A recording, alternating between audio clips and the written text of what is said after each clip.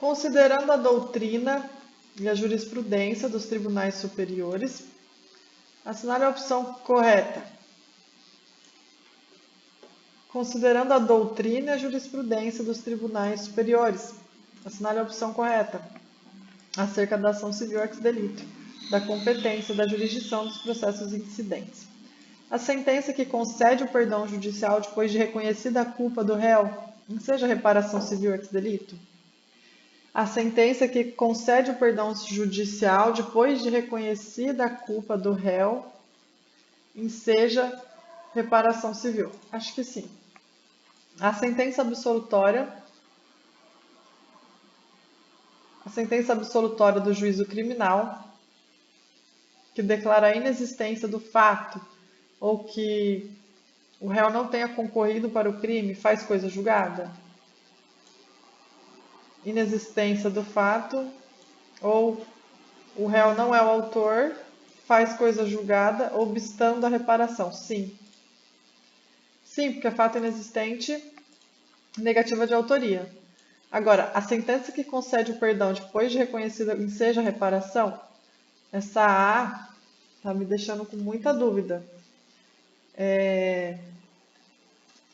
Eu erraria, porque a sentença que concede perdão não enseja mais nenhuma reparação. A súmula 18 da STJ fala que a sentença concessiva do perdão judicial é declaratória da extinção da punibilidade, não subsistindo qualquer efeito condenatório.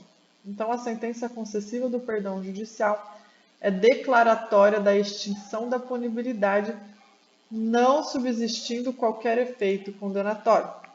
A sentença que concede o perdão é declaratória da extinção da punibilidade, não subsistindo qualquer efeito condenatório. A sentença que concede perdão não cabe mais reparação civil.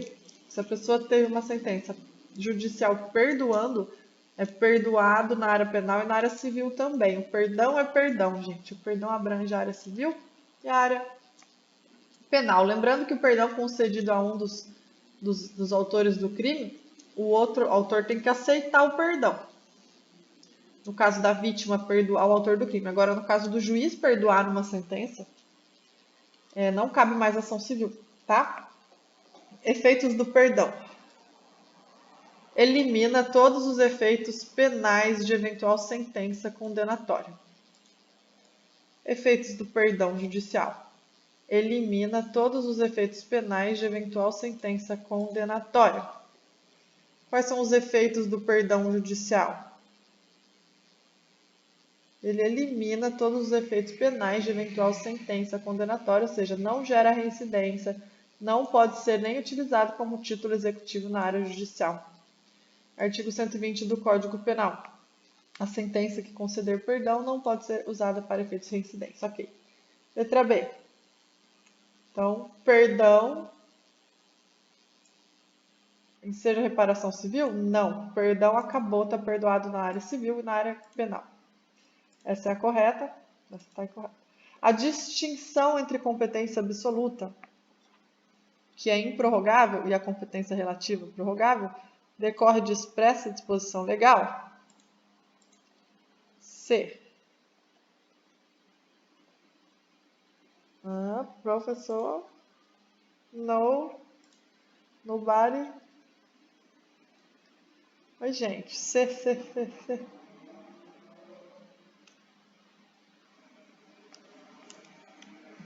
Sobre a C.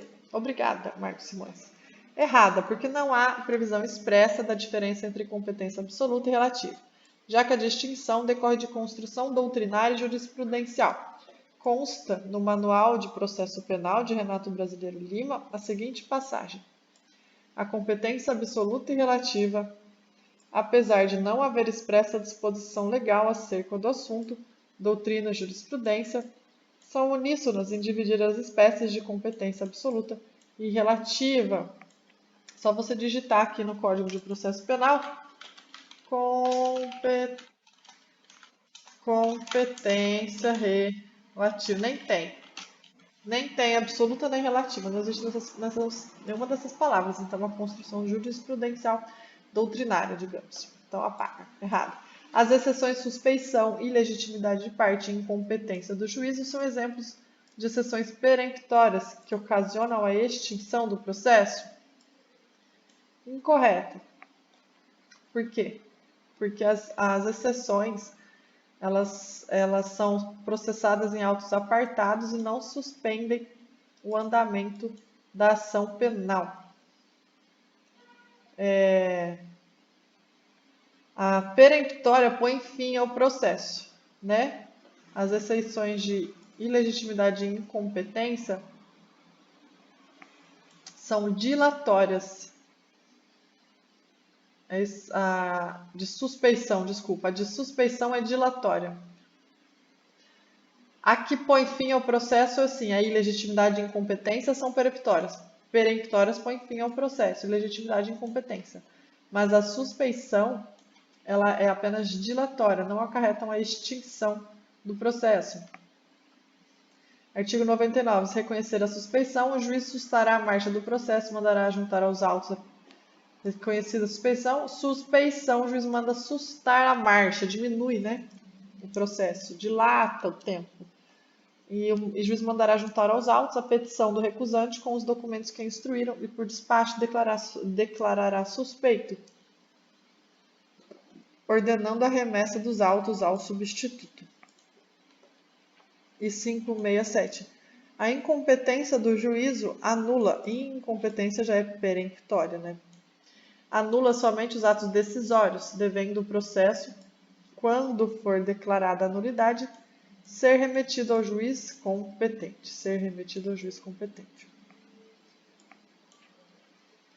E a letra, então, ou seja,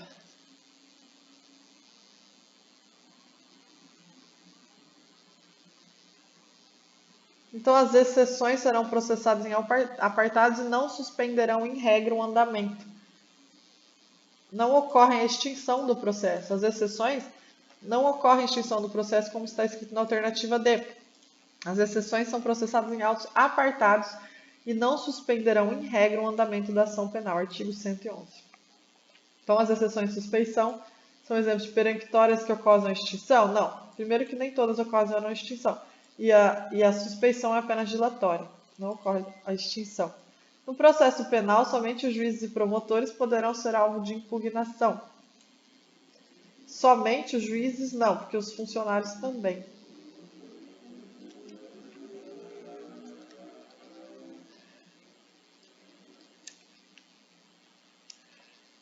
As partes poderão arguir os suspeitos os peritos, intérpretes, serventuários, funcionários da justiça, decidindo o juiz de plano e sem recurso à vista de matéria alegada de prova imediata.